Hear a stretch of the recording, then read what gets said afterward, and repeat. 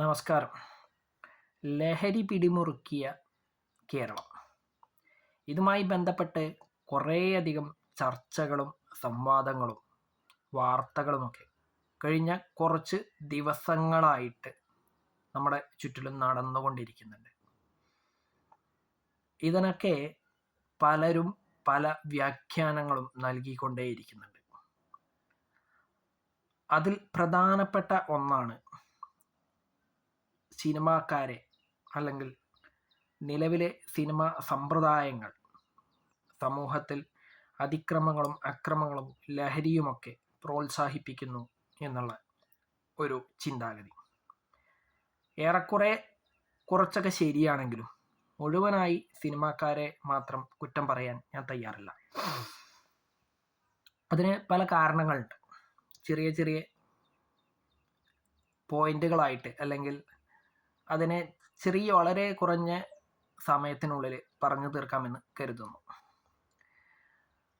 പലപ്പോഴും സിനിമകളിൽ കാണിക്കുന്ന അല്ലെങ്കിൽ സിനിമാ നടന്മാർ കാണിക്കുന്ന പല കാര്യങ്ങളിലും ആകൃഷ്ടരായിട്ട് ഇന്നത്തെ തലമുറ അല്ലെങ്കിൽ ഇന്നത്തെ സമൂഹം അത് അനുകരിക്കുന്നു എന്നുള്ള യാഥാർത്ഥ്യം നിലനിൽക്കെ തന്നെ ഞാൻ ഒന്ന് രണ്ട് കാര്യങ്ങൾ പറയട്ടെ. സിനിമയിലെ ചീത്ത കാര്യങ്ങൾ മാത്രമേ അനുകരിക്കൂ എന്ന നിർബന്ധ ബുദ്ധി എന്തിനാണ്? അതിൽ നല്ല കാര്യങ്ങൾ കാണിക്കുന്നത് എന്തുകൊണ്ട് അനുകരിക്കാൻ തയ്യാറാകുന്നില്ല?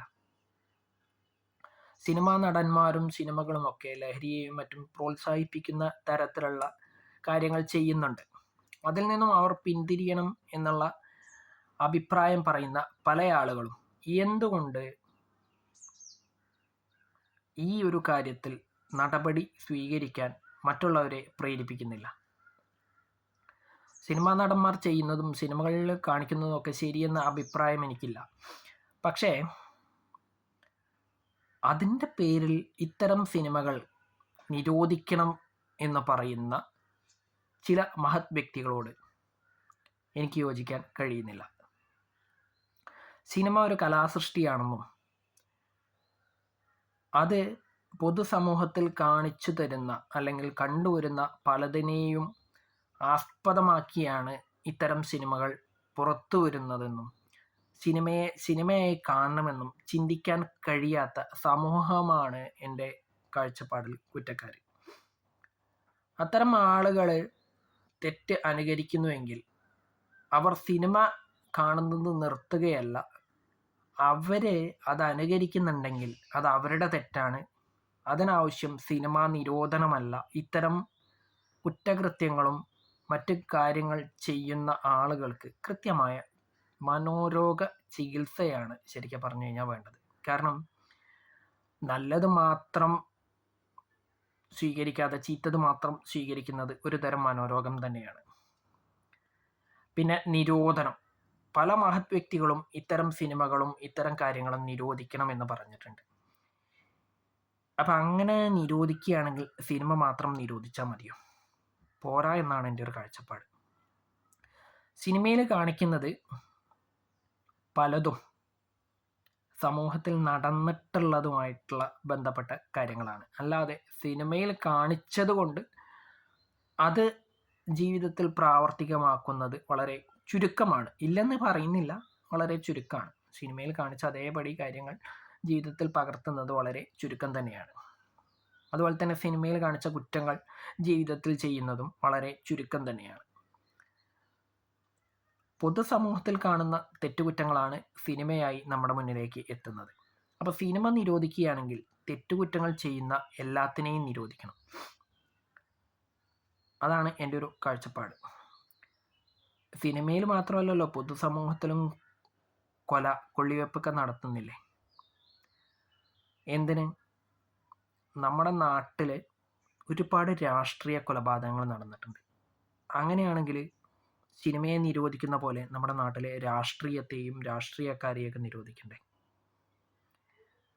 തെറ്റ് ചെയ്തു കഴിഞ്ഞാൽ കൃത്യമായി ശിക്ഷ ലഭിക്കില്ല എന്ന് പൊതുസമൂഹത്തിന് സന്ദേശം നൽകുന്ന നമ്മുടെ നാട്ടിലെ നീതിന്യായ വ്യവസ്ഥയെ നമ്മൾ എന്ത് പറഞ്ഞ് ന്യായീകരിക്കും ആ കണക്കിന്? അപ്പോൾ അതും നിരോധിക്കേണ്ടതല്ലേ?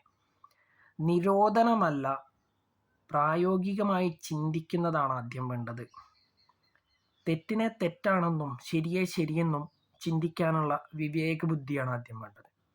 അപ്പം അതില്ലാത്തവർക്ക് അതുണ്ടാക്കി കൊടുക്കേണ്ടുന്ന കാര്യങ്ങളാണ് നമ്മുടെ പൊതു സമൂഹം ചെയ്യേണ്ടത്. നിരോധനമല്ല, നിയന്ത്രണം വേണമെങ്കിൽ കൊണ്ടുവരാം. അത് പറഞ്ഞിട്ട് ആ അമിത നിയന്ത്രണത്തോടും യോജിക്കാൻ കഴിയില്ല. തെറ്റേത് ശരിയേത് എന്ന് ചിന്തിക്കാൻ കഴിയാത്ത സമൂഹത്തിനോടാണ് ഇതൊക്കെ പറയുന്നത് എന്ന യാഥാർത്ഥ്യം പുലർത്തിക്കൊണ്ട് തന്നെ പറയട്ടെ. നിരോധിക്കാൻ ഇറങ്ങി പുറപ്പെട്ടു കഴിഞ്ഞാൽ നമ്മുടെ നാട്ടിൽ ഈ എല്ലാ വക കാര്യങ്ങളെയും നമ്മൾ നിരോധിക്കേണ്ടി വരും. അതിന് പകരം ചിന്തിച്ചുകൊണ്ട് പ്രവർത്തിക്കണം. തെറ്റേത് ശരിയേത്, എന്താണ് തെറ്റെന്നും ആ തെറ്റിനെ ന്യായീകരിക്കുകയല്ല, തെറ്റിനെ തെറ്റെന്ന് മനസ്സിലാക്കിക്കൊണ്ട് തെറ്റ് തിരുത്തുവാനാണ് ശ്രമിക്കേണ്ടത്. അങ്ങനെ ചെയ്തു കഴിഞ്ഞാൽ മാത്രമേ നല്ലൊരു തലമുറയെ അല്ലെങ്കിൽ നല്ലൊരു സമൂഹത്തെ നമുക്ക് വാർത്തെടുക്കാൻ കഴിയുകയുള്ളൂ. എത്രത്തോളം പ്രാവർത്തികമാവും എന്നുള്ളതൊന്നും അറിയില്ല. നിരോധനമല്ല, നിയന്ത്രണമാണ്. അതും അമിത നിയന്ത്രണമല്ല വേണ്ടത് എന്ന ചിന്താഗതിയാണ് നമുക്കൊക്കെ വേണ്ടത്. അപ്പം അതിനായിട്ട് നമ്മൾ ഇറങ്ങി പുറപ്പെടണം. അത് പൊതുസമൂഹം, നമ്മുടെ നാട്ടിലെ